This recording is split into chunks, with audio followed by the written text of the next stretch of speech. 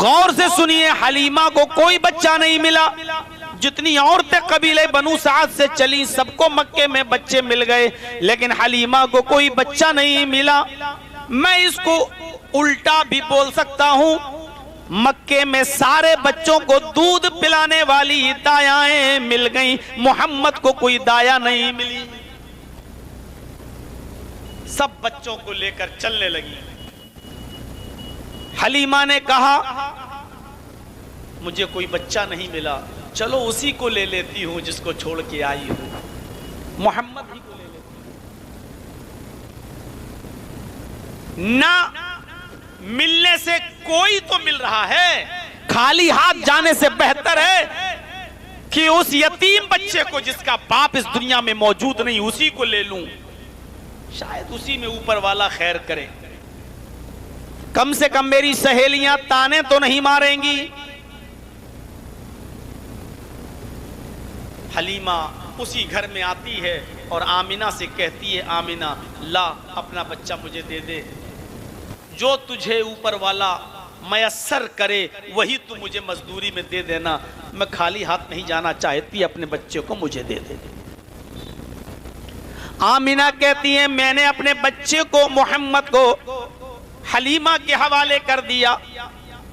अब सारी औरतें फिर कबीले बनु साद में लौटने लगी, जाने लगी, अपनी अपनी सवारियों पर बैठी और कबीले बनु साद की तरफ रवाना हो गई।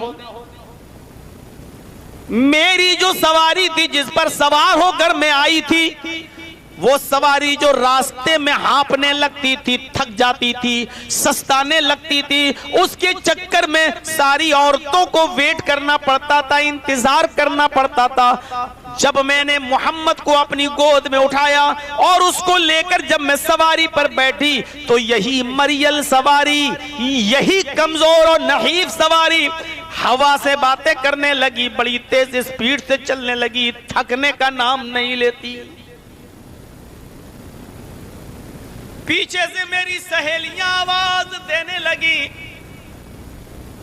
आए हलीमा रुक जा, तू हम सबसे आगे क्यों जा रही है? ये तेरी वही ऊंटनी है या वही गधी है जिस पर तू आई थी? अरे अब इस जानवर को, अब इस सवारी को क्या हुआ जो रुकने का नाम नहीं लेती? हलीमा कहती मेरी सहेलियों मुझे कुछ नहीं पता, सवारी भी वही है, मरियल जानवर है, जिस सवारी पर मैं सवार होकर आई मैंने चेंज भी नहीं किया है।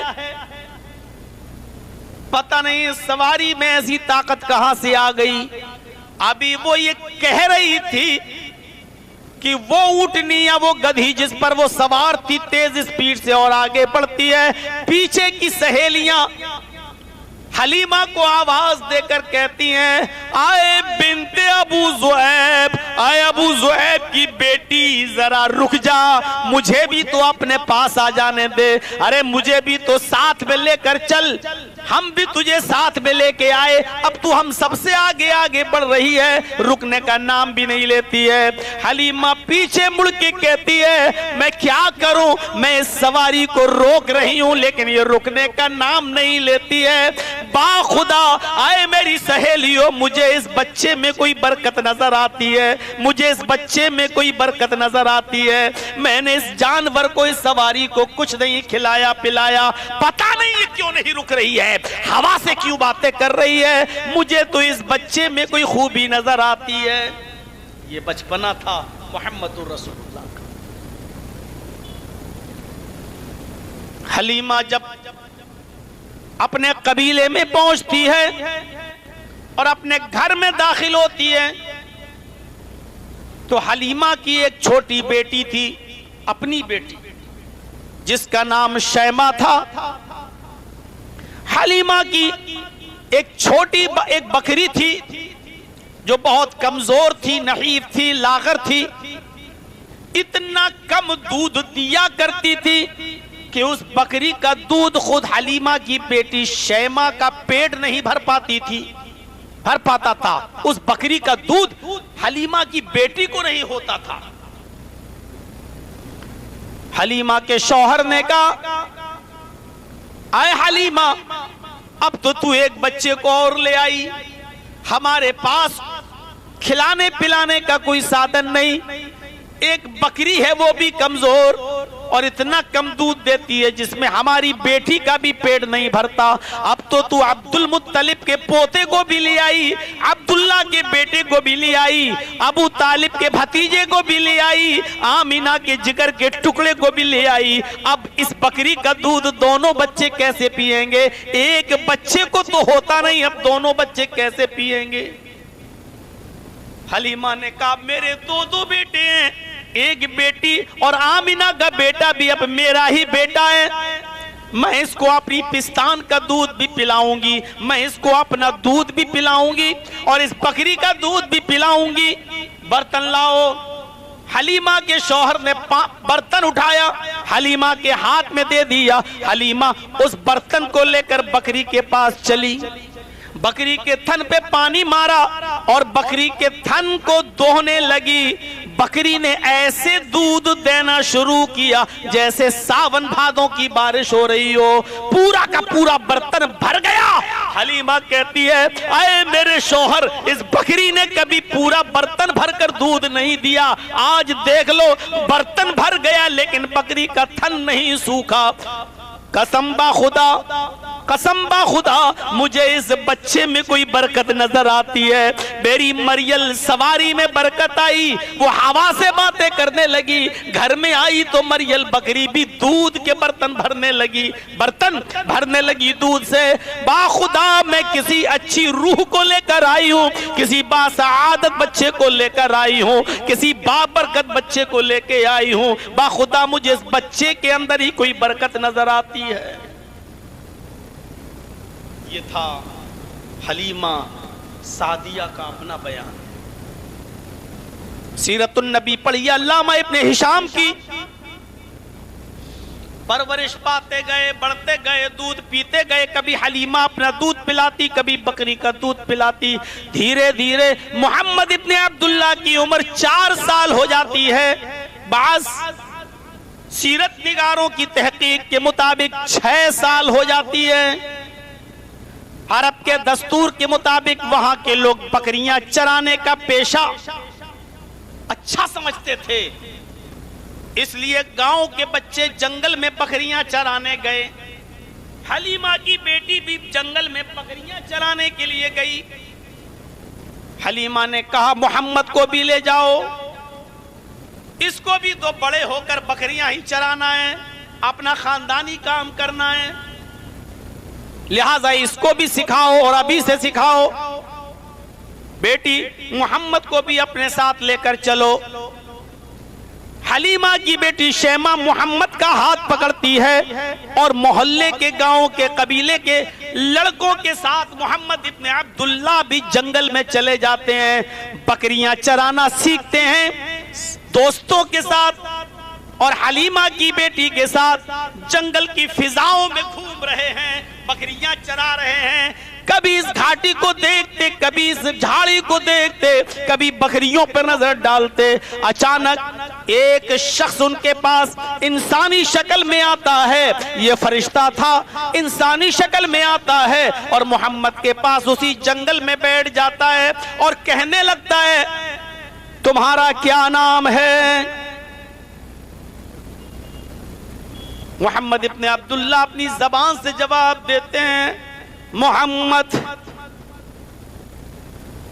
उस शख्स ने मोहम्मद का हाथ पकड़ा और उनको पहाड़ के दामन में लेकर गया। सारे बच्चे इस मंजर को देख रहे हैं, हलीमा की बेटी भी देख रही है, कबीले बनु साद के बच्चे भी देख रहे हैं कि कोई आया, बैठा, मोहम्मद से नाम पूछा और नाम मोहम्मद सुना तो मोहम्मद को लेकर पहाड़ के दामन में चला गया। उस शख्स ने मोहम्मद को सीने के चितलिटा दिया। मोहम्मद इब्ने अब्दुल्ला की उम्र 6 साल, चितलिटा दिए गए। उस फरिश्ते ने जो इंसानी शक्ल में आया था, मोहम्मद का सीना चीर दिया, पूरा का पूरा सीना फाड़ दिया, सीना चाक कर दिया, सीने से दिल निकाला। दिल से एक लोथड़ा होता गोश्त का दिल के अंदर, उस गोश्त के लोथड़े को निकाला। हर इंसान के दिल में वो लोथड़ा है और उसी लोथड़े में होता है बुग़्ज़, कीना, हसद, दुश्मनी। एक दूसरा जो एक दूसरे से हसद करता है ना, ये आगे क्यों बढ़ रहा है, इसका कारोबार इतना अच्छा क्यों चल रहा है, ये हमसे आगे क्यों, ये जो हसद एक दूसरे से, जो दुश्मनी, ये उसी दिल के लोथड़े में होती है। उसने सीना चाक किया, दिल निकाला, दिल से उस लोथड़े को निकाला, उस लोथड़े को निकाल कर फेंक दिया। फिर दिल को जमजम के पानी से धोया, दिल को जमजम के पानी से धोया और धोने के बाद मोहम्मद के सीने में रख दिया और अपना हाथ फेर दिया। हलीमा की बेटी शैमा और मोहल्ले के बच्चों ने देखा कि मोहम्मद का सीना चीर दिया गया और उस आदमी ने मोहम्मद का दिल निकाला। शैमा भी भागी और बच्चे भी भागे, बकरियां छोड़ छाड़ कर। इन लोगों ने पूरा जंगल खाली कर दिया। भागते हुए अपने गांव में पहुंचते हैं, अपने कबीले में जाते हैं और सीधे हलीमा के घर पहुंचते हैं। हलीमा उस वक्त चूल्हे पर बैठी हुई थी, रोटियां बना रही थी। इन बच्चों ने झट से जाके दरवाजा खोल दिया। हलीमा ने पीछे मुड़ के देखा, अपनी बेटी शैमा दिखाई दे रही, मोहल्ले के बच्चे दिखाई दे रहे। हलीमा ने कहा, शैमा तुम अकेली, मोहल्ले के बच्चे भी देख रही हूं, मोहम्मद नहीं दिखाई दे रहे हैं। तुमने मोहम्मद को कहां छोड़ दिया और तुम बकरियां छोड़ के यहां आए हो? आखिर हुआ क्या है? मोहम्मद नजर नहीं आ रहे हैं, तुम सब तो दिखाई दे रहे हो, बकरियां भी दिखाई नहीं दे रही हैं, मोहम्मद भी नजर नहीं आ रहे हैं, क्या हुआ? इन सारे बच्चों ने जबान से चीखते हुए कहा, कुतिला मोहम्मद या उम्मी, मेरी माँ, आए हलीमा, मेरी माँ, मोहम्मद कत्ल कर दिए गए, मोहम्मद मार डाले गए, जंगल में किसी ने मोहम्मद का कत्ल कर दिया। हलीमा ने जब सुना कि मोहम्मद कत्ल कर दिए गए, उसके पैरों के नीचे से जमीन सरक जाती है। मैं अब्दुल मुत्तलिब को क्या जवाब दूंगी, मैं आमिना को क्या जवाब दूंगी? भागती हुई जंगल की तरफ गई। सीरतनिगारों ने लिखा, इतनी जल्दी भागी, अपना घर छोड़ा, इतनी जल्दी भागी कि उजलत में, जल्दबाजी में उसने अपनी ओढ़नी भी नहीं ओढ़ी, खुला हुआ सर लेकर जंगल की तरफ भागी। बाल खुले हुए हैं, ओढ़नी नहीं ओढ़ी, वो जंगल की तरफ भागती है। वो जंगल में जाती है, कभी इस पहाड़ी पे चढ़ती है, कभी इस झाड़ी में झांकती है। मोहम्मद कत्ल कर दिए गए तो मोहम्मद की लाश कहाँ है? मोहम्मद कहाँ है? अरे हमें जिंदा नहीं तो कम से कम लाश ही नजर आ जाए, हमें तो लाश भी नहीं दिखाई दे रही है। अरे बच्चों ने बताया, मोहम्मद कत्ल कर दिए गए, यहाँ तो मोहम्मद ही नहीं दिखाई दे रहे हैं, मोहम्मद की लाश भी नजर नहीं आ रही है। जमीन खा गई, आसमान निकल गया। अभी वो इसी सोच में थी कि क्या देखती है, पहाड़ के दामन के पास मोहम्मद इब्ने अब्दुल्ला हैं और खरामा खरामा टहलते हुए चले आ रहे हैं। कुछ कमजोरी है, चेहरा पीला पड़ा हुआ है, लेकिन टहलते हुए चले आ रहे हैं। हलीमा की नजर टहलते हुए मोहम्मद पर पड़ी, दौड़ती हुई गई और मोहम्मद को पकड़कर अपने सीने से लगाया।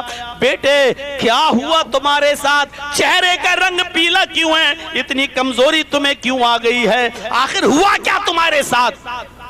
मोहम्मद इब्ने अब्दुल्ला, जिनकी उम्र 6 साल है, जवाब देते, माँ मुझे कुछ नहीं मालूम, बस इतना जानता हूं कि एक आदमी आया, उसने मुझसे नाम पूछा, मैंने नाम बताया, वो मुझे पहाड़ के इस दामन में लाया, उसने मुझे लिटाया, उसने मेरा सीना चाक किया, मेरा दिल निकाला और दिल से गोश्त का एक टुकड़ा निकाल कर बाहर फेंका, दिल को धोया और धोने के बाद उसने सीने में रख दिया और हाथ फेर दिया। हैं? ये क्या बोल रहा है? सीना चाक कर दिया? जिसका सीना चाक किया जाए वो जिंदा भी बचता है। बेटे तुम्हारा दिल निकाला? हाँ माँ। क्या तुम्हें मालूम है वो दिल ही था? हाँ माँ। उसने गोश्त का लोथड़ा फेंका, ये भी तुम्हें मालूम है? हाँ। उसने तुम्हारे दिल को पानी से धोया? हाँ माँ, मैं ये सब देख रहा था। उसने तुम्हारे दिल को धोने के बाद सीने में भी रख दिया। हाँ मां मुझे याद है, उसने हाथ फेरा और तुम टहलने लगे। हाँ मां मुझे कोई तकलीफ नहीं हुई। कहा बेटे अब मैं तुम्हें अपने घर नहीं रख सकती। ऐसी ऐसी बातें बता रहे हो जो यकीन न जिसका किया जा सके। अगर कोई बड़ा हादसा तुम्हारे साथ हो गया तो मैं तुम्हारे दादा को क्या जवाब दूंगी, तुम्हारी माँ को क्या जवाब दूंगी। चलो अब तुम मेरे साथ। हलीमा अपने घर ले गई, बोरिया बिस्तर बांधा और मोहम्मद इब्ने अब्दुल्ला को पकड़ा और अपनी सवारी पर बैठी और सीधे मक्के की तरफ आती है और कहती है आमिना अपना बेटा संभाल, आमिना अपना बेटा संभाल। दिल तो नहीं करता इस बच्चे को वापस करूं, लेकिन करें क्या। ऐसी ऐसी बातें बताता है जो यकीन में ना आए, दिल गवारा नहीं करता। लेकिन इसके आने से मेरे घर में बरकतें बहुत हो रही हैं। दिल तो नहीं चाहता कि वापस करूं, लेकिन अगर इसके साथ कुछ उल्टा सीधा हो गया तो मैं तुझे जवाब क्या दूंगी। संभालो अपने बेटे को अपने पास। बचपन का सफर यहां तक। 12 साल की उम्र हुई। चचा अबू तालिब से कहा चचा आप सबका बोझ उठाते हैं, क्या मैं आपके बिजनेस में आपका साथ न दूं? आप मुल्क के शाम जा रहे हैं, मुझे भी लेकर चलिए, मुझे भी सिखाइए बिजनेस क्या होती है, तिजारत क्या होती है, कपड़ा आप कैसे बेचते हैं। बड़े होकर मैं भी ये तिजारत ये बिजनेस करूंगा, कपड़े का कारोबार करूंगा। आपके घर को और खानदान को और घर के परवरिश के लिए जो कमाई होती है उसको मैं भी सीखना चाहता हूं, बिजनेस करना चाहता हूं। अबू तालिब ने कहा ठीक है बेटे चलो। मुल्क के शाम की तरफ लेके जा रहे हैं। रास्ते में जंगल पड़ता है, उस जंगल में रुक जाते हैं। उस जंगल में एक गिरजा है, गिरजा ईसाइयों का गिरजा। उस गिरजे की छत के ऊपर एक राहिब बैठा है जिसका नाम बुहैरा है, जिसका लक़ब बुहैरा है। वो इस काफिले की तरफ नजर डालता है। 12 साल के बच्चे को देखता है तो देखता रह गया। उसने पूरे काफिले वालों की दावत कर दी, तुम सब आज दोपहर का खाना हमारे यहां खाओगे। सारे लोग खाना खाने चले गए। अबू तालिब ने मोहम्मद से कहा बेटे तुम सामान के पास बैठे रहो, तुम बच्चे हो, तुम क्या करोगे वहां जाकर, हम खाना खाएंगे और तुम्हारा खाना वहां से लेकर आएंगे, तुम बाद में खाना खा लेना, अभी हमारे सामान की देखरेख करो, यहीं बैठ जाओ। ये सारे के सारे लोग जो मक्के से चले थे उस बुहैरा के गिरजा में जाते हैं। खाना लग चुका था। बुहैरा ने कहा कि तुम्हारे साथ एक छोटा बच्चा भी था। अबू तालिब ने कहा हाँ मेरे साथ छोटा बच्चा भी था। क्या हुआ? कहा उस बच्चे को लेकर नहीं आए हो? अबू तालिब ने कहा कि वो हमारे सामान पर बैठा हुआ है, हम खाना खाकर जाएंगे, उसका खाना आप दे दीजिएगा, वो बच्चा वहीं खाना खा लेगा। बुहैरा ने कहा नहीं, ये सबकी दावत मैंने उसी बच्चे की वजह से की है, उसी बच्चे की वजह से तो मैंने दावत दी है, उस बच्चे को बुलाओ। अबू तालिब गए और उस बच्चे को बुलाकर यानी मोहम्मद को बुलाकर लाए। सारे लोगों ने जब खाना खा लिया और मोहम्मद इब्ने अब्दुल्ला भी जब खाना खा चुके, 12 साल की उम्र, खाना खाने के बाद फारिग होकर जब ये चलने लगे तो सारे लोग अपने अपने सामान के पास चले गए। अबू तालिब को रोक लिया। बुहैरा ने कहा अबू तालिब ये बच्चा किसका है? ये बच्चा किसका है? अबू तालिब ने कहा ये मेरा बेटा है। बुहैरा ने कहा अबू तालिब तुम झूठ बोल रहे हो, मुझे सच सच बताओ ये बच्चा किसका है? अबू तालिब ने कहा मैंने बताया ना कि ये बच्चा मेरा है। बुहैरा ने कहा, अबू तालिब, मैंने सब लोगों को दूर कर दिया है, मैं सिर्फ तुमसे पूछ रहा हूं, सच सच बताओ ये बच्चा किसका है? अबू तालिब ने कहा, अरे बुहैरा, ये बच्चा मेरा है। बुहैरा कहता है, मैंने तौरात पढ़ी है, मेरी तौरात में जो लिखा है उस इबारत के मुताबिक ये बच्चा मुझे आपका नहीं नजर आता है। मेरी किताब ये कहती है इस बच्चे का बाप इस दुनिया में मौजूद नहीं है, इस बच्चे का बाप इस दुनिया में से रुखसत हो चुका है, तुम मुझसे झूठ बोल रहे हो। अबू तालिब, मेरी जिंदगी का मसला है, मुझे सच बताओ कि ये बच्चा किसका है। अबू तालिब ने कहा, तुम ठीक कह रहे हो, ये बच्चा मेरा नहीं है, इस बच्चे का बाप इसके पैदा होने से 2 महीने पहले इंतकाल कर चुका है। मैं तो इस बच्चे की परवरिश कर रहा हूं, लेकिन मैंने कभी इस बच्चे को यह एहसास नहीं होने दिया है कि तेरा बाप मर गया, अब कोई तेरा बाप नहीं। इसकी जगह पर मैं ही इसके बाप के फरीजे को अंजाम दे रहा हूं, इसको मैं अपने बेटे से बढ़कर मानता हूं। बुहैरा ने कहा, यह अलग बात है, इस बच्चे को तुम अपने बच्चों से बढ़कर मानते हो, यह दूसरी चीज है, लेकिन यह बच्चा तुम्हारा नहीं है। कहा, ठीक कह रहे हो। कहा कि अरे बुहैरा, तुम्हें कैसे मालूम? बुहैरा ने कहा, अबू तालिब गौर से सुनो, जब मैं अपने गिरजा की ऊपर छत पर था और तुम आ रहे थे अपने काफिले के साथ, मैंने पहाड़ों को देखा, मैंने दरख्तों को देखा, मैंने दरख्तों को झुकते हुए देखा। दरख्तों की शाखाएं इस बच्चे के सामने झुक रही हैं।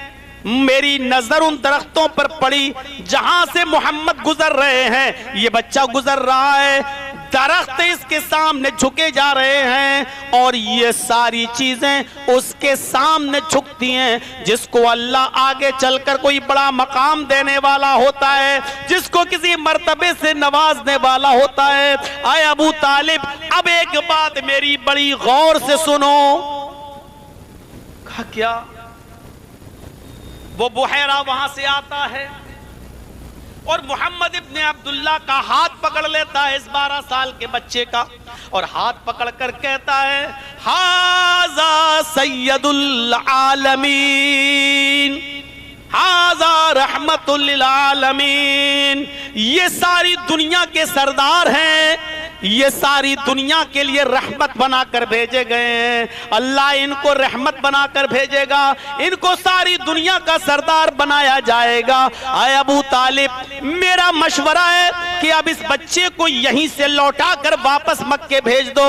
आगे यहूदियों की बस्ती है, उस बस्ती में लेकर मत जाना। अगर उन यहूदियों ने इस बच्चे को इसकी निशानियों से पहचान लिया तो इस बच्चे को कत्ल कर डालेंगे, इस बच्चे को मार डालेंगे, क्योंकि यहूदी ये चाहते हैं कि आखिरी नबी हमारे खानदान में, हमारे कौम में, यहूदियों में आए, लेकिन वो तो आ चुका है, वो तो पैदा हो चुका है। ये सैयदुल आलमीन है, ये रहमतुल लिल आलमीन है। यहूदियों से बचाओ अपने बच्चे को और इसी वक्त अपने बच्चे को, इस मोहम्मद इब्ने अब्दुल्ला को वापस मक्के में पहुंचा दो। यहूदी बड़े दुश्मन हो जाएंगे और इस बच्चे के जान के पीछे पड़ जाएंगे। अबू तालिब ने वैसा ही किया और उस बच्चे को वापस लेकर या तो खुद मक्के आ गए या किसी के जरिए उस बच्चे को मक्का पहुंचा दिया। ये बचपन था मोहम्मद इब्ने अब्दुल्ला का। हमारे लिए नबी का बचपना भी आइडियल है। अभी तो सिर्फ बचपने पर हम हैं, अब 12 साल के बाद की उम्र बताएं, फिर 25 साल पर चलें और पहला निकाह खदीजा के साथ, फिर वहां से आगे बढ़ें। मेरे भाइयों, बात थोड़ी सी लंबी हो जाएगी, इसलिए बहैसियत बचपन के इतनी चीज काफी है। आइए ये अब बहैसियत बेटे के जरा देख लेते हैं कि आपका किरदार क्या है। आप किसी के बेटे भी तो थे, बाप मौजूद नहीं, मां है आमिना। 6 साल की उम्र थी जब मोहम्मद इब्ने अब्दुल्ला की, तो मां उनको अपने मोहम्मद रसूलुल्लाह की ननियाल ममियाल जो मदीने में था वहां लेकर पहुंची। 1 महीने के बाद जब वहां से लौट कर आई, उस वक्त मोहम्मद की उम्र कितनी थी? 6 साल मकाम अबवा पर पहुंची।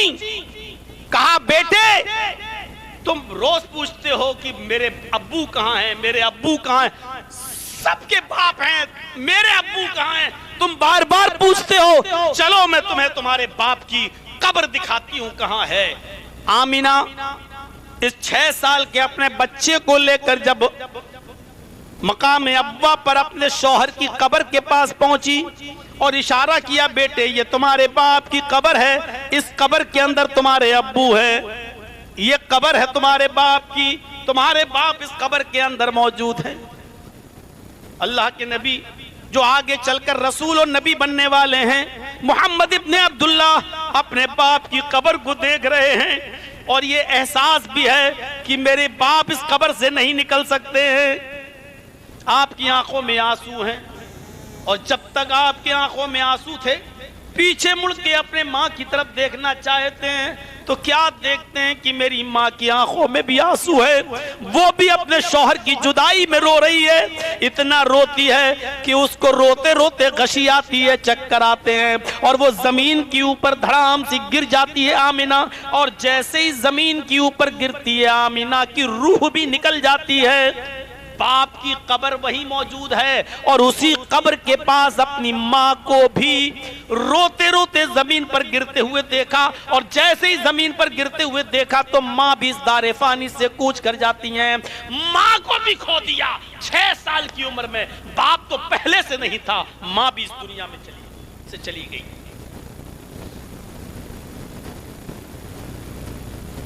अब्दुल्ला के पास एक लौंडी थी, मोहम्मद के बाप के पास। जरा गौर से सुनिए, मोहम्मदुर रसूलुल्लाह के बाप अब्दुल्लाह के पास एक लौंडी थी जिसका नाम था उम्मे ऐमन।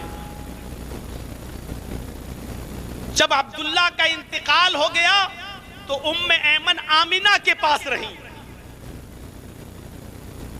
और जब मोहम्मद इब्ने अब्दुल्लाह 6 साल की उम्र हुई और मां चली गई तो उम्मे ऐमन ने मोहम्मद इब्ने अब्दुल्लाह को पाला।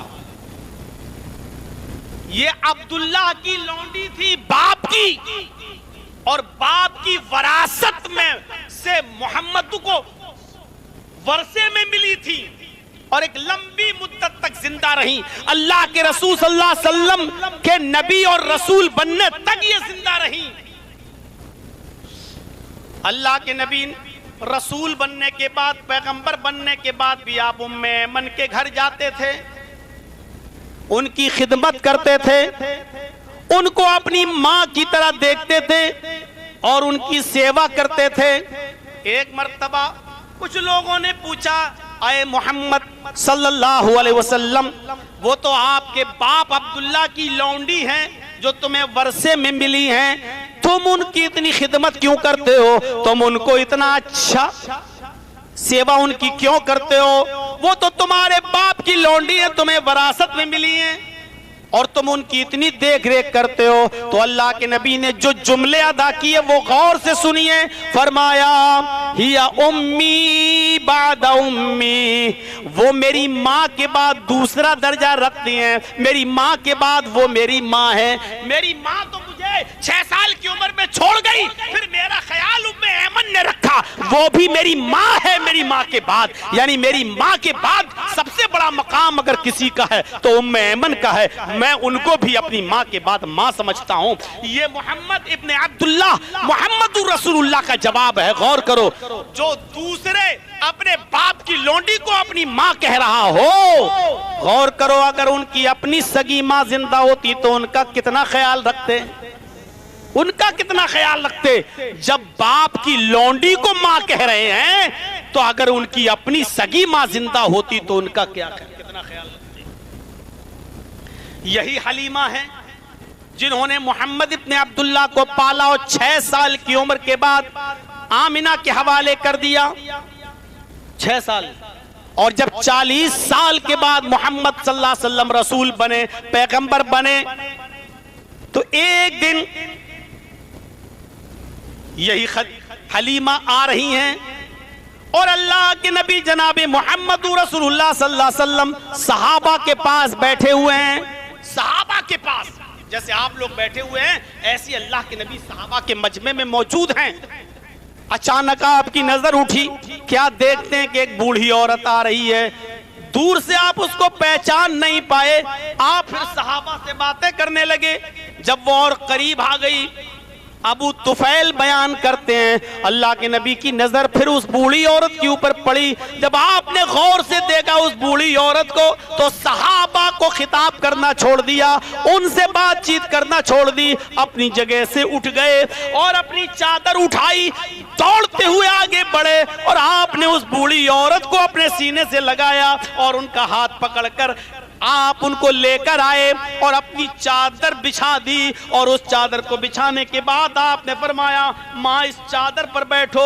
आपने उस बुढ़िया के लिए अपनी चादर बिछा दी। लोगों ने कहा, सहाबा ने, आए अल्लाह के रसूल, आज से पहले मैंने इस बूढ़ी औरत को कभी नहीं देखा, ये कहां से आई मैंने कभी नहीं देखा। और आपने इसको दूर से पहचाना और दौड़ते हुए गए, उसको पकड़ के लाए। आपने अपनी चादर तक उसके लिए बिछा दी और आप उसको चादर पर अपनी बिठाते हैं। आखिर ये औरत कौन है जो इतनी खुश नसीब है, जिसके लिए आप उठकर खड़े हुए हो, आप उसको पकड़ के लाए हो, आपने अपनी चादर उसके लिए बिछाई हो और आप उसके बैठने से पहले आप न बैठे हो। ऐसी खुश नसीब औरत कौन है? अल्लाह के नबी फरमाते, मेरे सहाबियों, क्या तुमने पहचाना नहीं? नहीं, तुम क्यों पहचानोगे? ये मेरी रजाई माँ है, इसने मुझे अपना दूध पिलाया है, इसने अपनी बकरी का दूध मुझे पिलाया है। कबीले बनु साद में इसने खिला पिलाकर मुझे 6 साल का करने के बाद मुझे मेरी माँ के हवाले किया है।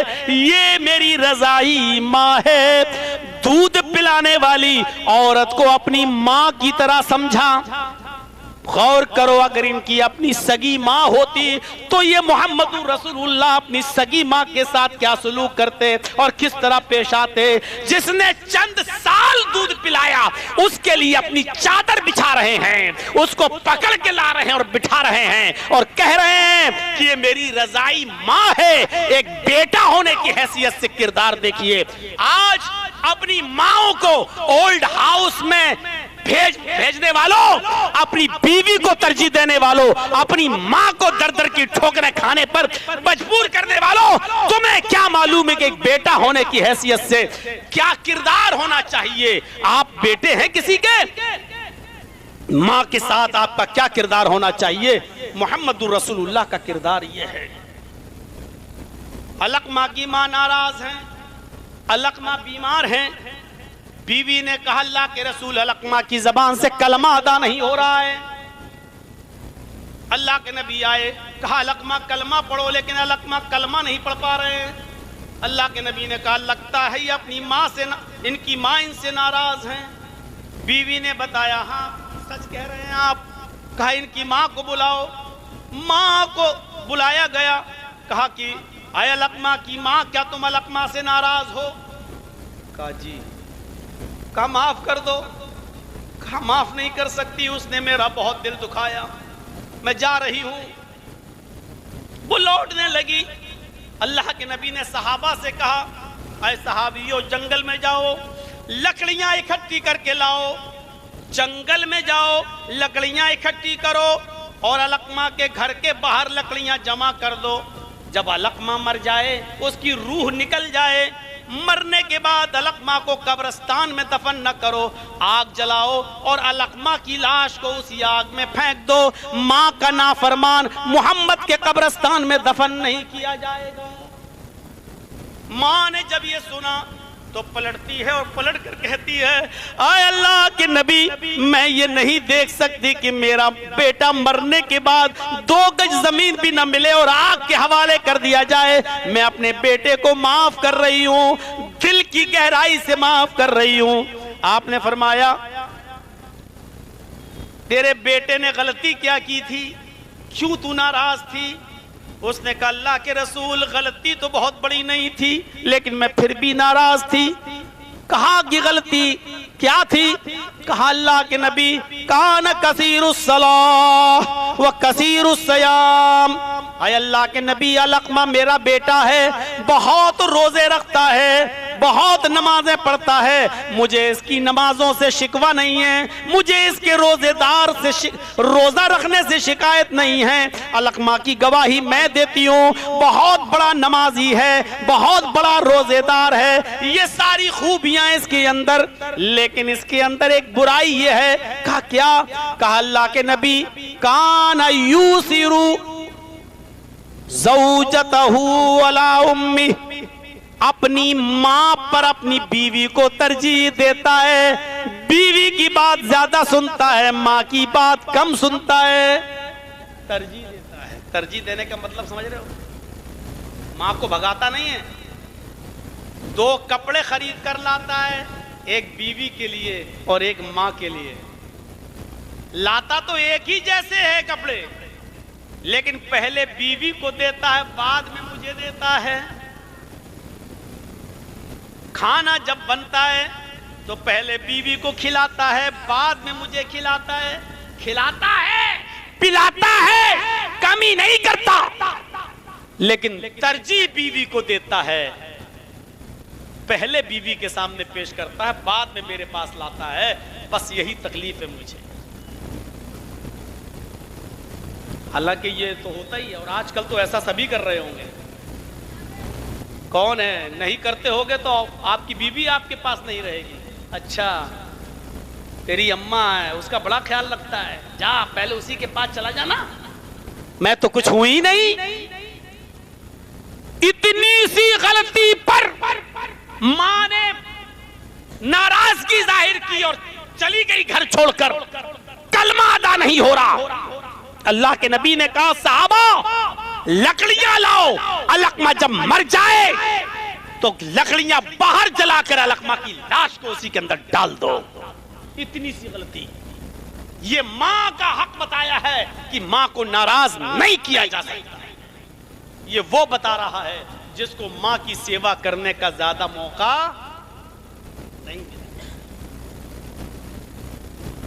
नहीं मिला जिसको।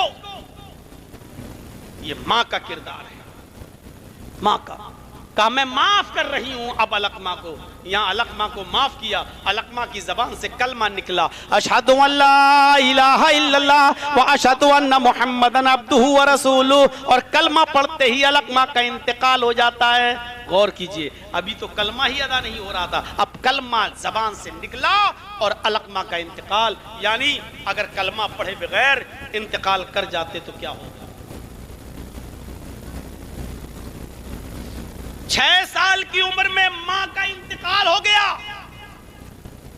लेकिन जब आप 40 साल के बाद नबी बन गए, रसूल बन गए, तो एक बार अपने मां की कब्र पर गए।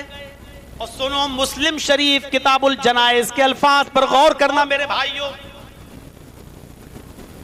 आप अपनी मां की कब्र पर गए, हदीस के अल्फाज हैं ज़ारन नबी सल्लल्लाहु अलैहि वसल्लम क़ब्र उम्मिही। आपने अपने मां की कब्र की ज़ियारत की, अपने मां की कब्र की ज़ियारत की, और ज़ियारत करने के बाद अपने मां की कब्र को देखकर आप रोने लगे। फबका व अबका मन हौलहु।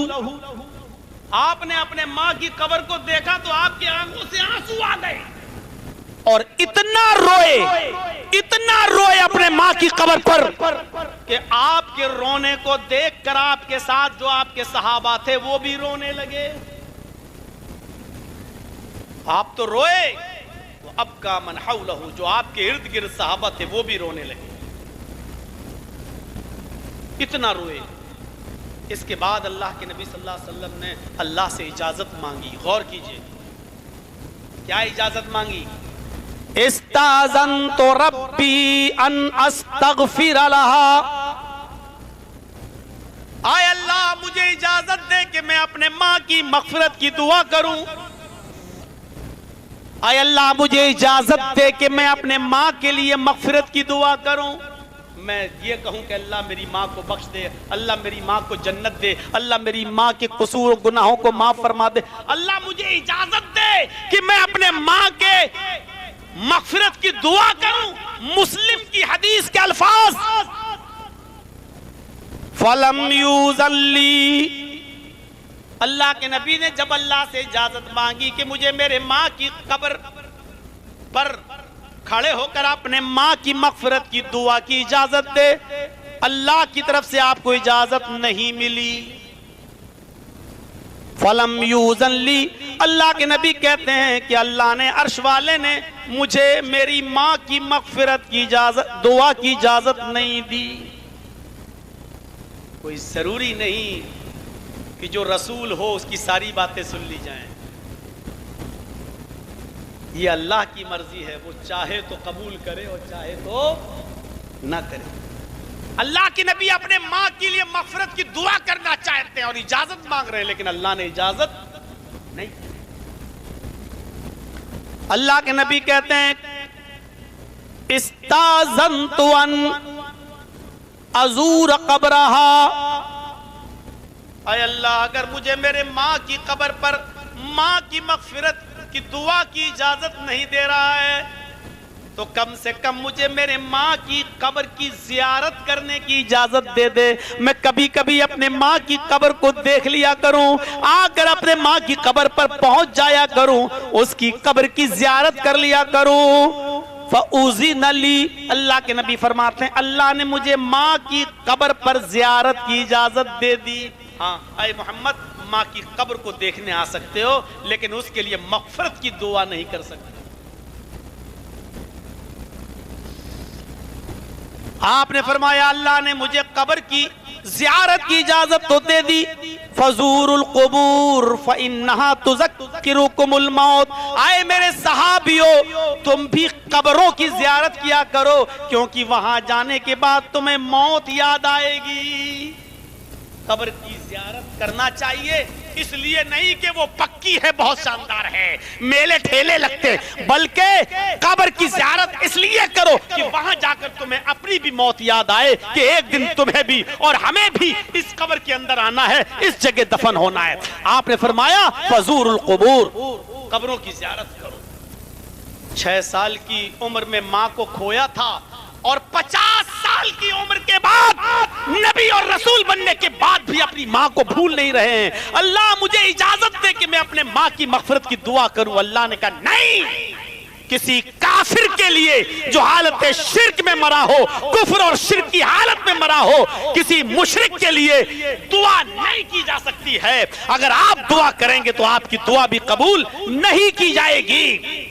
आज शबे बरात के दिन चाहिए कितनी भी दुआएं तुम्हें करना हो कर लो, अगर कोई शिर्क की हालत में मरा है, हालत शिर्क में गया है, तो अल्लाह ताला ने हालत शिर्क में मरने वाले के लिए खुद नबी आकरम को इजाजत नहीं दी है। अल्लाह के रसूल ने अपने चचा अबू तालिब के लिए भी मगफिरत की दुआ करना चाहिए, अल्लाह ने उधर भी मना कर दिया। तुम्हारा चचा अबू तालिब हालत कुफ्र में मरा है, हम तुम्हारी ये दुआ भी कबूल नहीं करेंगे। मेरे भाइयों,